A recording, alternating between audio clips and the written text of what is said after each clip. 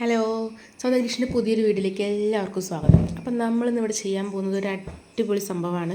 നമ്മുടെ കുട്ടി റവ കേക്കില്ലേ, അത് മുട്ടയും ചേർക്കാതെ നല്ല അടിപൊളി ടേസ്റ്റിൽ നമുക്ക് ഉണ്ടാക്കാം. അപ്പം ഞാനതിലേക്ക് 1 കപ്പ് മൈദ എടുത്തിട്ടുണ്ട്. 1 കപ്പ് മൈദയിലേക്ക് ഒരു 2-2.5 ടേബിൾ സ്പൂൺ റവ എടുത്തിട്ടുണ്ട്. പിന്നെ അതിലേക്ക് ഒരു 1/2 ടീസ്പൂണോളം സോഡാപ്പൊടി, പിന്നെ നമുക്കൊരു കളറിന് വേണ്ടിയിട്ട് ഞാൻ ഒരു ഇത്തിരി മഞ്ഞൾപ്പൊടി ഇട്ട് കൊടുത്തിട്ടുണ്ടേ. അത് വേണമെങ്കിൽ കുറച്ച് വെള്ളത്തിൽ ചായച്ചിട്ട് അങ്ങനെ ഒഴിച്ചു കൊടുക്കാം. ഞാൻ എന്തായാലും ഇങ്ങനെ ഇട്ട് കൊടുത്തു. പിന്നെ നമുക്കൊരു 1.5 ടീസ്പൂണോളം നെയ്യ് ഒഴിച്ചു കൊടുത്തിട്ടുണ്ട്. വേണമെങ്കിൽ എന്തെങ്കിലും ഓയിലോ അങ്ങനെ എന്തായാലും മതി, ഇനി ബട്ടർ ആയാലും മതി. പിന്നെ നമുക്കതിലേക്ക് വേണ്ടത് ഒരു 3 ഏലക്കേൻ്റെ കുരുല്ലേ, അതൊന്ന് പൊടിച്ചിട്ട് കൊടുക്കണേ. അത് വേണമെങ്കിൽ നമുക്ക് പഞ്ചസാരൻ്റെ ഒപ്പം കൂട്ടി നന്നായിട്ട് പൊടിഞ്ഞ് കിട്ടും. ഞാൻ എന്തായാലും ഇങ്ങനെ എടുത്തിട്ട് ഒന്ന് കുത്തി ചതച്ച് അതിലോട്ട് ഇട്ട് കൊടുത്തിട്ടുണ്ട് കേട്ടോ. എന്നിട്ട് നമുക്ക് നന്നായിട്ടത് കൈ കൊണ്ട് മിക്സ് ചെയ്യണം. നെയ്യും ഏലക്കക്കുരും എല്ലാം കൂടി നന്നായിട്ട് മിക്സ് ചെയ്യണം. അതിലേക്ക് ഞാൻ ഒരു 1/2 കപ്പോളം പൊടിച്ച പഞ്ചസാര എടുത്ത് വെച്ചിട്ടുണ്ട്. നമുക്കത് മിക്സ് ചെയ്യുന്നതനുസരിച്ച് നമുക്ക് മധുരം നോക്കി ഇട്ട് കൊടുക്കാം കേട്ടോ. ചിലപ്പോൾ ഇത്രയൊന്നും വേണ്ടി വരില്ല, ഞാൻ എത്ര കറക്റ്റ് വേണമെന്ന് പറഞ്ഞു തരാം. അപ്പോൾ ഞാനത് കുറച്ചിട്ടിട്ട് നന്നായിട്ട് മാവ് മിക്സ് ചെയ്യണേ. ഇങ്ങനെ മിക്സ് ചെയ്യുമ്പോഴല്ല നമ്മൾ ഇപ്പോൾ ഇട്ട സോഡാപ്പൊടി ആണെങ്കിലും മഞ്ഞൾപ്പൊടി ആണെങ്കിലും അതുപോലെ നെയ്യും എല്ലാം നമുക്ക് പഞ്ചസാര പൊടിച്ചതൊക്കെ കൂടി നമുക്ക് മാവിൻ്റെ ഒപ്പം നല്ല കറക്റ്റ് എല്ലാ ഭാഗത്തും ആയി കിട്ടും. പിന്നെ നമ്മൾ കേക്ക് ഉണ്ടാക്കുമ്പോൾ അതിൻ്റെ ഉള്ളിലൊരു ടെക്സ്ചർ ഉണ്ടല്ലോ, ആ ഒരു ഇത് കിട്ടണമെങ്കിൽ നമ്മളിങ്ങനെ ഇതുപോലെ നന്നായിട്ടൊന്ന് കുഴച്ചെടുക്കണം. നമുക്ക് പഞ്ചസാര കുറച്ച് ഇട്ട് കൊടുക്കാം കേട്ടോ. എനിക്ക് അത്രയൊന്നും വേണ്ടി വന്നില്ല. നമുക്ക് എന്തായാലും ഒരു 1/2 കപ്പോളം പഞ്ചസാര പൊടിച്ച് വയ്ക്കാം. അത് പാകത്തിന് നോക്കിയിട്ട് എടുത്താൽ മതി കേട്ടോ. നമ്മൾ എത്രത്തോളം മാവ് എടുക്കുന്നോ അതിനനുസരിച്ചിരിക്കും. നമ്മൾ ടേസ്റ്റ് ചെയ്ത് നോക്കിയാൽ മതി. മധുരം നമുക്ക് ഇഷ്ടമുള്ളത്ര ഇടാം. നമുക്ക് പിന്നെ കുറച്ച് വെള്ളം ഒഴിച്ചിട്ട് കുഴച്ചെടുക്കാം. ഒരുപാട് വെള്ളം ആദ്യം ഒഴിക്കരുത്. ഒരു 2 സ്പൂൺ എടുത്ത് വെച്ചിട്ട് സ്പൂണിൽ ഇങ്ങനെ കുറേശ്ശെ ഒഴിച്ചു കൊടുത്താൽ മതി. കാരണം നമ്മൾ ഓൾറെഡി പഞ്ചസാര പൊടിച്ചത് ഇട്ട് കൊടുത്തതുകൊണ്ട് പെട്ടെന്ന് മാവ് കുഴഞ്ഞു വരും. അപ്പോൾ വെള്ളം കൂടിപ്പോയാൽ പെട്ടെന്ന് മാവ് ലൂസായിപ്പോവും. ഇനിയിപ്പോൾ അങ്ങനെ എന്തെങ്കിലും സംഭവിച്ച് പോവുകയാണെങ്കിൽ കുറച്ചും കൂടി മൈദ ഇട്ടിട്ട് ഒന്ന് കുഴച്ചെടുത്താൽ മതി കേട്ടോ. പക്ഷേ അങ്ങനെ ചെയ്യേണ്ട, അതിനെ കുറച്ച് വെള്ളം ഒഴിച്ചു കൊടുത്താൽ മതി. എനിക്ക് ആകെ ഒരു 2-2.5 ടേബിൾ സ്പൂണോളം മാത്രം വെള്ളം വന്നിട്ടുള്ളൂ. നമ്മളിതിന് മുട്ടയൊന്നും ചേർക്കുന്നില്ല കേട്ടോ.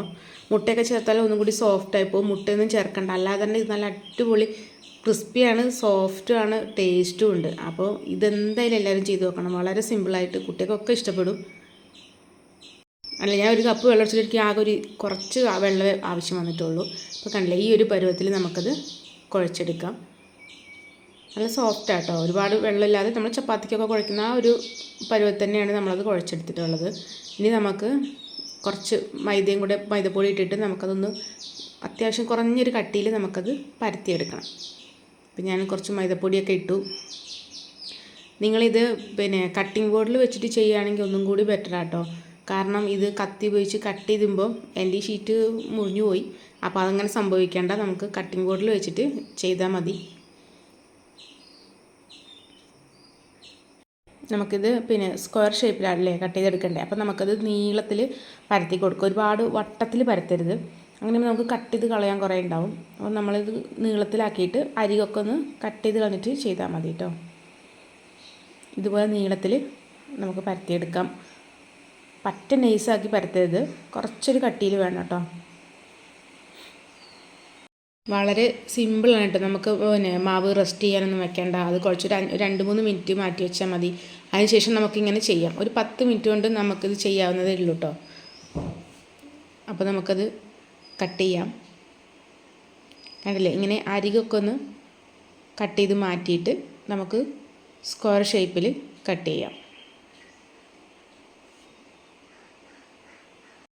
ഇതിനെ കട്ട് ചെയ്യുമ്പോൾ മാവ് തമ്മിൽ സോഫ്റ്റ് ആയതുകൊണ്ട് ചിലപ്പോൾ ഒട്ടിപ്പോയാലും കുഴപ്പമൊന്നുമില്ല. നമ്മളത് വെളിച്ചെണ്ണയിലോട്ട് ഇടുമ്പോൾ ഒന്ന് ഇളക്കി കൊടുത്താൽ തന്നെ അത് ഒട്ടാതെ തന്നെ വേർപെട്ട് കിട്ടും കേട്ടോ. അങ്ങനെ ചെയ്താൽ മതി.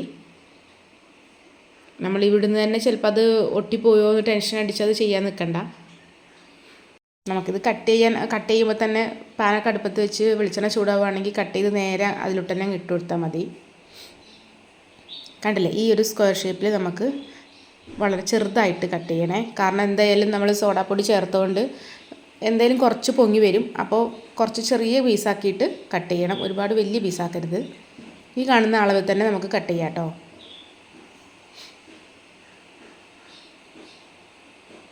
അപ്പോൾ നമ്മുടെ ഫസ്റ്റ് ട്രിപ്പ് റെഡി ആയിട്ടുണ്ട്. ഞാൻ പാൻ അടുപ്പത്ത് വെച്ചു.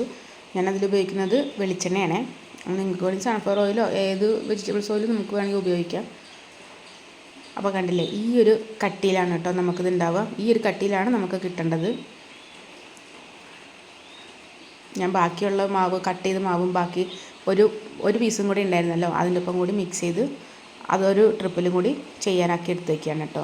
ഇതേപോലെ ഇങ്ങനെ ഉരുട്ടിയെടുക്കുകയാണെങ്കിൽ നമ്മളത് നന്നായിട്ട് അതിൽ മിക്സായി കിട്ടും. കണ്ടില്ലേ, നമ്മൾ കട്ട് ചെയ്ത് എവിടെയെന്ന് കാണാൻ പോലും ഇല്ല. നമുക്കതും ഇതേപോലെ എണ്ണ ചൂടാകണമെങ്കിൽ നമുക്ക് പരത്തിയെടുക്കാം. എണ്ണ നമുക്ക് ഒരുപാട് ചൂടിലേക്ക് ഇടരുത് കേട്ടോ. ഒന്ന് ചൂടായ ശേഷം മാത്രം നമ്മളത് ഇടണം. ചൂടായ ശേഷം അത് സിമ്മാക്കിയിട്ട് മാത്രമേ നമ്മളിത് ഇട്ട് കൊടുക്കാൻ പാടുള്ളൂ. അല്ലാന്നുണ്ടെങ്കിൽ ആ രണ്ട് സൈഡും പെട്ടെന്ന് കരിഞ്ഞു പോവും, ഉള്ളു വേവില്ല, ആകെ കൊളാവും. അപ്പോൾ നമ്മൾ കണ്ടില്ലേ, എണ്ണ ചൂടായിട്ടേ ഉള്ളൂ. അപ്പോൾ അതിലോട്ട് ഇട്ട് കൊടുക്കാം. എന്നിട്ട് നമ്മൾ ഇത് കണ്ടില്ലേ, ഈ കൈലും കൊണ്ടൊന്ന് ഇളക്കി കൊടുത്താൽ പെട്ടെന്ന് ഇങ്ങനെ വിട്ട് കിട്ടും കേട്ടോ. ഒട്ടിപ്പോയാലും ഞാനത് പറഞ്ഞ ടെൻഷൻ അടിക്കേണ്ട, നമുക്കിങ്ങനെ വെളിച്ചെണ്ണയിൽ ഇടുമ്പോഴേക്കും അതങ്ങ് വിട്ട് കിട്ടും. നമുക്കത് ഒരു 5-6 മിനിറ്റോളം ഒരു സൈഡൊന്ന് മൂക്കണം. കുറഞ്ഞ തീയില്ല കേട്ടോ. കണ്ടില്ലേ, നമുക്കിനി അപ്പുറ സൈഡൊന്ന് മറിച്ചിട്ട് കൊടുക്കാം. ഇളക്കി കൊടുത്താൽ മതി. ഇടയ്ക്കിടയ്ക്ക് ഇങ്ങനെ ഇളക്കി കൊടുത്താൽ തന്നെ നമുക്കത് വെന്ത് കിട്ടും. നമുക്കൊരു ബ്രൗൺ കളർ ആകുമ്പോൾ മാത്രമേ വാങ്ങാൻ പാടുള്ളൂ. നമുക്ക് ഓരോ സൈഡും ഇങ്ങനെ കാണുമ്പോൾ മറിച്ചിട്ട് കൊടുത്താൽ മതി കേട്ടോ. ഇടയ്ക്കിടയ്ക്ക് ഇങ്ങനെ ഒന്ന് ഇളക്കി കൊടുത്താൽ തന്നെ റെഡിയാവും. ഇത് ഏകദേശം റെഡി ആയിട്ടുണ്ട്. ലാസ്റ്റ് 2 ഭാഗം വെന്തു എന്ന് തോന്നുമ്പോൾ ഒന്ന് തീ കൂട്ടി വെച്ചാൽ നമുക്കിതുപോലൊരു ബ്രൗൺ കളറിലങ്ങ് കിട്ടും. അതിന് ശേഷം അങ്ങ് വാങ്ങിയെടുത്താൽ മതി കേട്ടോ. നല്ല ക്രിസ്പായിട്ട് നല്ല സൗണ്ടിൽ കണ്ടില്ലേ. പക്ഷേ ഇത് നമ്മൾ അപ്പം തന്നെ നോക്കുകയാണെങ്കിൽ കുറച്ച് സോഫ്റ്റ് ആയിരിക്കും കേട്ടോ. അത് വെക്കുമ്പോൾ നല്ല ഹാർഡാവും, നല്ല ടേസ്റ്റാണ്, നല്ല അടിപൊളി ടേസ്റ്റാണ്. ആ റവേൻ്റെ ആ ടേസ്റ്റ്, റവ എന്തായാലും ഇതിൽ ചേർക്കണം. റവ അല്ലാതെ നമ്മൾ ഒരിക്കലും ചെയ്യരുത്. അടിപൊളി സംഭവമാണ്.